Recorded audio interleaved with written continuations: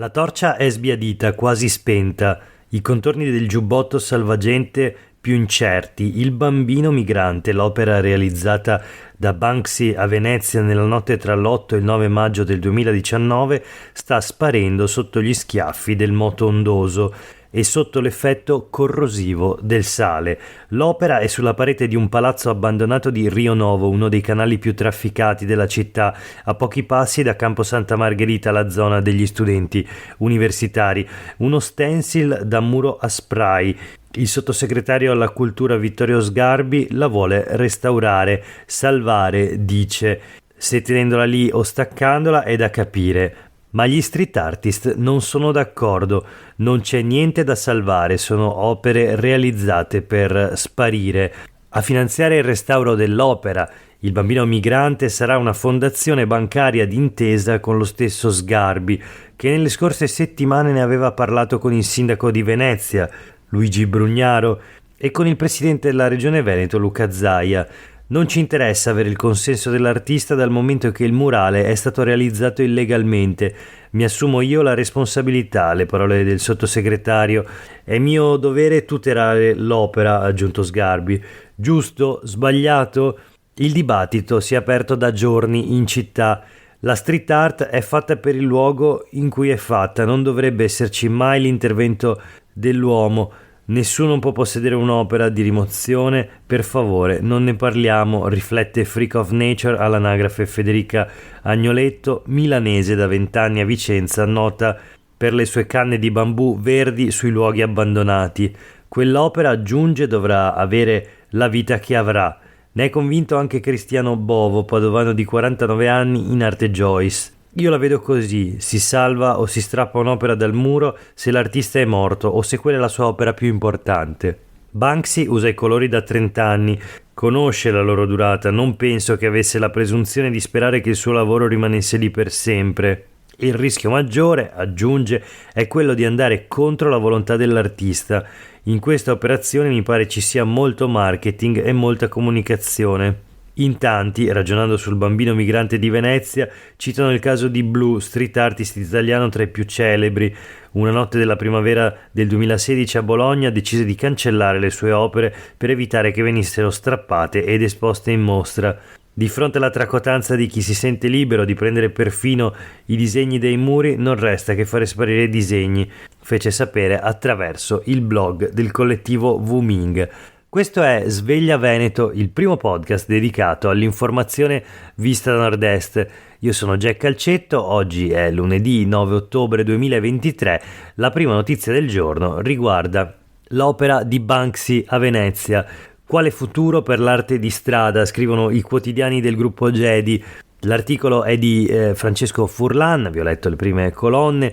Il sottosegretario alla cultura Vittorio Sgarbi vuole salvare, dice, restaurare l'opera di Banksy, ma gli street artist esprimono una serie di dubbi e dicono innanzitutto chiedete a lui, all'artista, a Banksy, il permesso di intervenire sulla sua opera.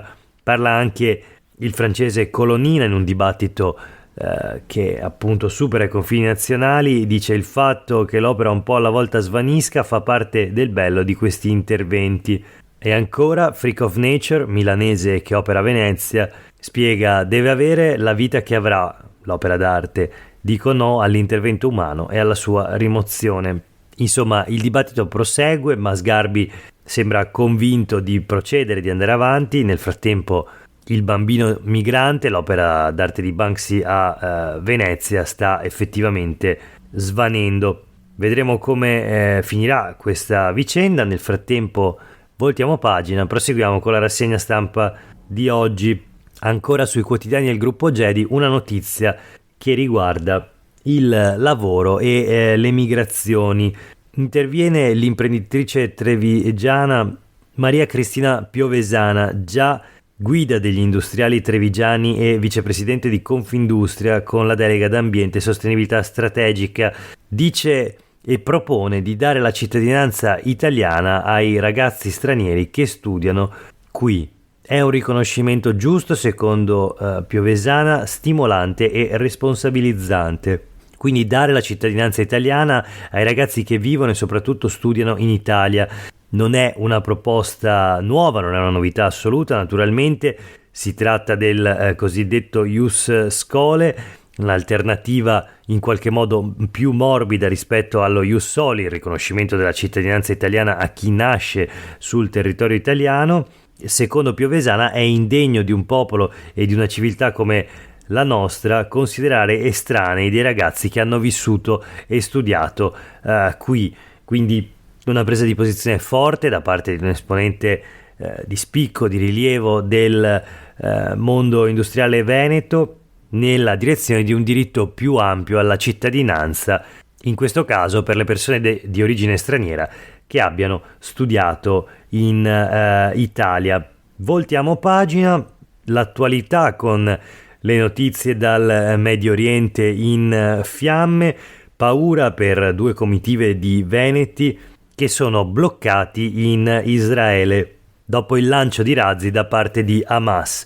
I razzi, poi il caos, questo il racconto e la speranza. Fateci tornare. Don della Torre con 35 pellegrini trevigiani nel tunnel di sicurezza, altri 38 veronesi bloccati invece in hotel.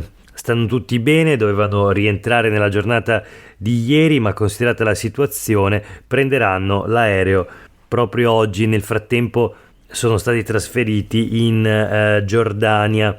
Dice così Don Mirko della Torre, parroco di Sernaglia, Falsè e Fontigo, che da lunedì era in pellegrinaggio in Israele con un gruppo di 35 persone di Oderzo e dello Pitergino. Chiudiamo ora la rassegna stampa di oggi invece con degli aggiornamenti sulla tragedia di Marghera. I lampioni che si spengono, poi il volo fatale dal ponte, questo è il titolo dell'articolo sul Gazzettino di oggi. Mestre, analisi dei filmati per capire come il bus sia finito fuori controllo. Oggi le prime salme arriveranno in patria, 6 corpi cremati invece in città. Migliorano alcuni feriti, dubbi sul tragitto, il pullman adibito al trasporto urbano non avrebbe potuto percorrere un tratto autostradale. Anche sui quotidiani del gruppo Gedi si parla ancora della tragedia, della strage di Marghera. L'autobus della tragedia è ancora trafitto dal guardrail, le foto mostrano come molti metri della barriera si siano conficcati nel mezzo prima che precipitasse giù dal cavalcavia. Per la norma quel varco andava chiuso, è il buco che separa 2 tratti di guardrail, quel buco dove si sarebbe infilato proprio l'autobus per poi precipitare. Strage del bus, inizia l'ultimo viaggio, 6 vittime saranno cremate a Venezia. Rilasciati i primi passaporti mortuari, tra oggi e domani le prime salme lasceranno l'obitorio, migliorano invece i feriti ricoverati come abbiamo visto. Questo l'aggiornamento per quanto riguarda la tragedia di Marghera. L'ultima notizia flash riguarda invece il lavoro, nuovamente siamo sulle pagine del Gazzettino. Incidenti mortali sul lavoro, Veneto è la seconda regione in Italia. Nei primi 8 mesi del 2023 le denunce di infortuni sul lavoro sono state 383.242, il 20,9% in meno dello stesso periodo nel 2022, ma di questi incidenti ben 657 hanno avuto un esito mortale. Parliamo del dato nazionale, naturalmente sono i numeri elaborati dall'ANMIL sui dati INAIL. L'ANMIL, Associazione Nazionale Mutilati sul lavoro. A guidare la triste classifica degli incidenti mortali è la Lombardia, dove da gennaio ad agosto i morti sui luoghi di lavoro sono stati 112, seguono il Lazio e il Veneto con 60 morti nei primi 8 mesi dell'anno. Per oggi è davvero tutto, grazie per aver ascoltato questa puntata di Sveglia Veneto. A tutte e tutti voi una buona giornata.